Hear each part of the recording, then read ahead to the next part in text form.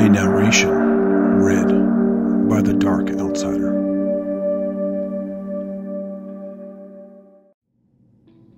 After cashing the checks, money orders, and such, I returned to the office to get down to business. I've made quite a profit selling gas masks and protective gear, and business is good.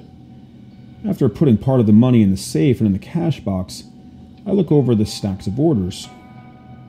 And there are 2 orders in what I call the exempt pile. One order included an explanatory message saying that the customer thought it might be prudent to get a mask because there had been a couple of disasters near where she lived. I can sympathize. The other's from a guy saying he didn't care about any special features. He just wanted a cool mask to wear to an upcoming party. That's fine by me. It even strikes me as a little amusing for some reason. I take care of those orders first, carefully packaging the masks and making sure to set them apart from the others. After that's done, I tally the number of orders in the other stack, what I call the special orders pile. And once I'm sure of how many masks I'll need to prepare, I fetch the required number and bring them into the back room to begin the process. Safety is the primary thing. First, I inspect my gloves and apron, and finding no flaws, I put them on. Then I don my best gas mask and make sure it's working as it should. With everything in order, I take one of the masks from its container, grab one of the jars from off the shelf, and get to work. I pride myself on the thoroughness with which I work. And by the time I'm done working on a mask, it's like the poison is bonded to the rubber, plastic, filters, etc. at the molecular level. Most customers wear the masks at least once. After all, the first thing most people do when they get a mask is to try it on to make sure it fits properly. When they do, they inhale the poison with every breath. And every inch of skin in contact with the rest of the mask absorbs poison through the sweat glands. Even if the customer doesn't wear the mask, he or she just keeps it in storage in the house, the poison can still take effect. The poison is very strong, and I take the liberty of poking tiny, nearly imperceptible holes in the bags I place the masks in before wrapping and packaging them.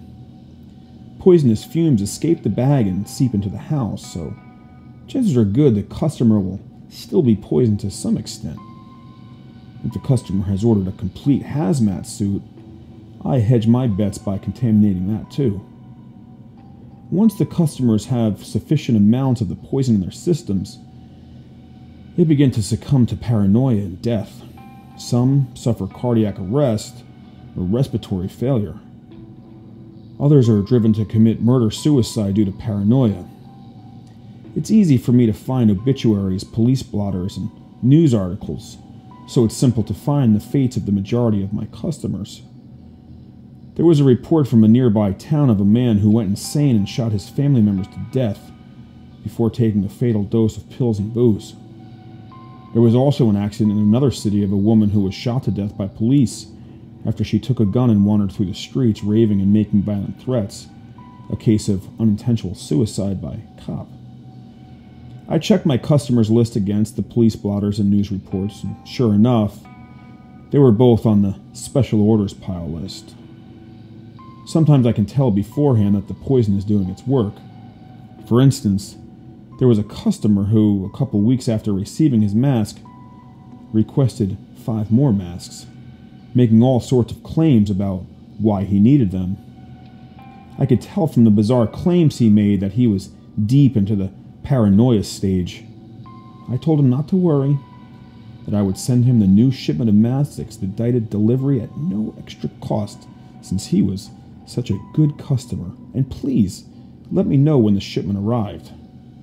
2 days after he contacted me to let me know it had arrived, I read his obituary. They speculated that it was stress that had caused his fatal heart attack. Funny stuff. The more people die, the more fear is generated. The more fearful and paranoid people become, the greater my sales. And after the guy who ordered 5 additional masks had his heart attack, several of his friends and relatives ordered masks from me. This thing had them shaken, they said, and they would feel safer with something which could provide them with a little extra security, because you never know what might happen in life.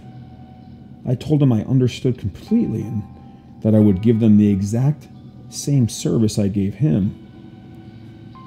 After the news reports of the woman who was shot by police and of the man who killed his family, I searched and found the advertising offices for the newspaper in those cities. I placed an ad in each one, and after that my sales in those cities took off like a rocket. Many of the customers I gained from those 3 incidents have already died, and more on their way there. The cycle continues as the process constantly replicates itself. Oh yes, business is good.